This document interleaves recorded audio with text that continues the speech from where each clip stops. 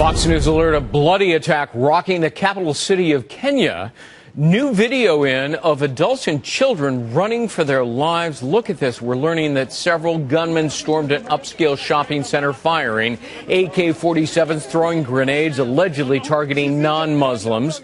And the State Department now says that Americans may be among the injured. So we're going to keep close tabs on that. Hello, everybody. I'm Greg Jarrett. And I'm Arthel Neville. Welcome to a brand new hour inside America's News headquarters. Well, the Red Cross says nearly 24 people are dead, and that number is likely to rise.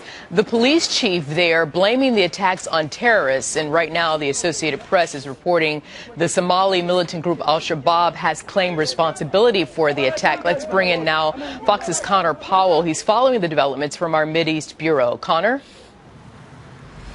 Well, it was a violent and bloody day today in Nairobi, and it appears that Kenyan police now seem to have the situation under control, but it's not entirely clear if the entire fighting is over. We believe at least one of the gunmen is in custody right now. Several appear to have been killed or at least injured severely. We don't know if they are all either dead or in custody right now. There still might be some out there. Al-Shabaab, the group that is saying that they are responsible for the attack, say that they still have fighters in the mall. The police are basically giving the indication that it's under control. Now, it began earlier today around noon local time in Nairobi as gunmen stormed an upscale shopping mall in the heart of Nairobi's international community. Witnesses say that the gunmen were carrying AK-47 rifles and throwing grenades and were targeting non-Muslims and Westerners, telling Muslims to leave a food court area before opening fire there. Now, Fox News has learned that the shopping mall is owned by a wealthy Israeli businessman, but we don't know what the motive is behind today's attack or why attackers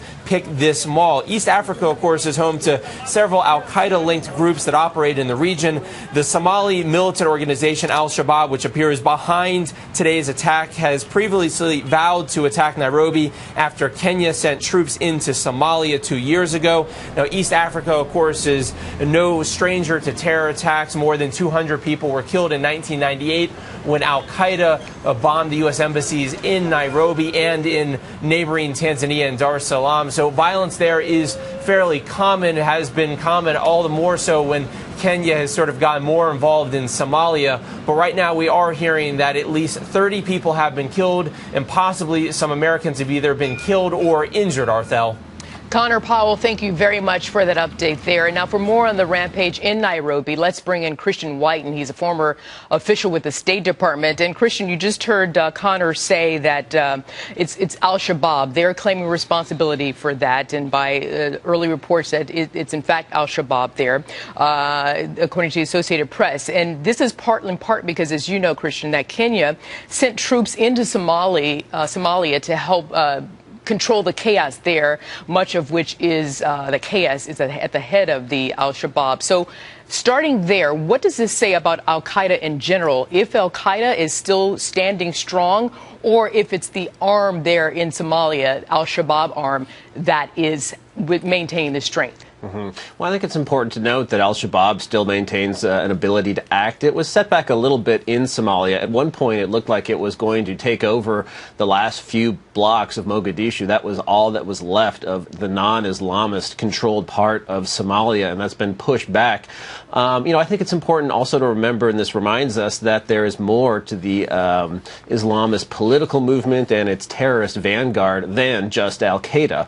And so, we're seeing in places like North Africa, it's Ansar al-Sharia. We're seeing in Syria, it's the al-Nusra Front, and now in East Africa, once again, seeing al-Shabaab. So there are all these groups that are in cahoots with al-Qaeda. And when you talk about those groups, Christian, that are in cahoots with al-Qaeda, naturally, as Americans, we want to bring the focus here for a moment. It begs to ask the question, can those groups, as you say, as they're in cahoots, can they work in concert to have a formidable attack on America? Al-Shabaab has not demonstrated an ability to act outside of its own region yet. Of course, never say never. It's been a long time since a strike on the U.S. homeland, so, you always worry about that. I think what's more concerning is just the steady political inroads they're making throughout East, and they're also Islamists making inroads in West Africa. The French had to invade Mali recently to dislodge Islamists there. So this is a problem, where we really haven't gotten a handle on the political dimension.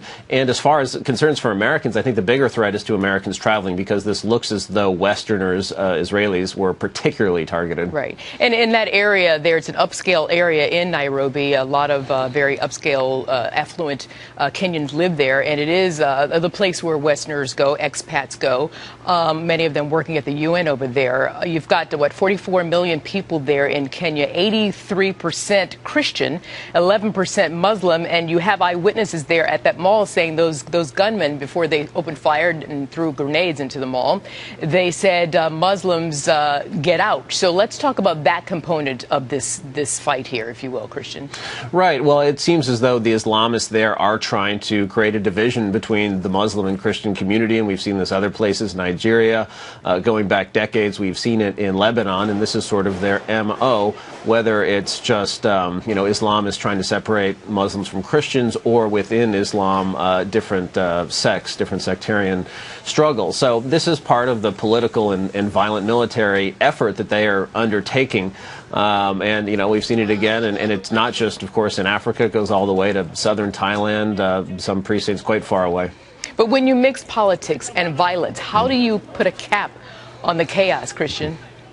It's very hard. Where I think at the end of the day, something grappled with in the Bush administration unsuccessfully, and the U.S. government has had difficulty addressing, is the political and ideological component of this struggle. We knew in the Cold War it wasn't just the Red Army that was the problem, it was the communist ideology, and so we did things to undermine that ideology. It's been more difficult for us to do that with Islamism, which is the political philosophy of unifying mosque and state. Part of that is a concern that fighting Islamism sounds a lot like fighting Islam, even though I'd argue they're two very different things. So it's just something we're still struggling with. Yeah, Christian, we appreciate your perspective. Before I let you go, I want to remind people, these pictures that we're looking at here, this is an upscale mall, people. Take politics out of it. These are people like you and me, who might want to visit a mall on a Saturday afternoon. And you've got people whose lives have been taken. They're just going there to shop. And that's what people have to remember. Yes, it's far away. Yeah. It's not happening in our backyard, and God forbid it happens in our backyard, but there are people involved. Yeah, absolutely. All right. Christian Whiten, thanks very much.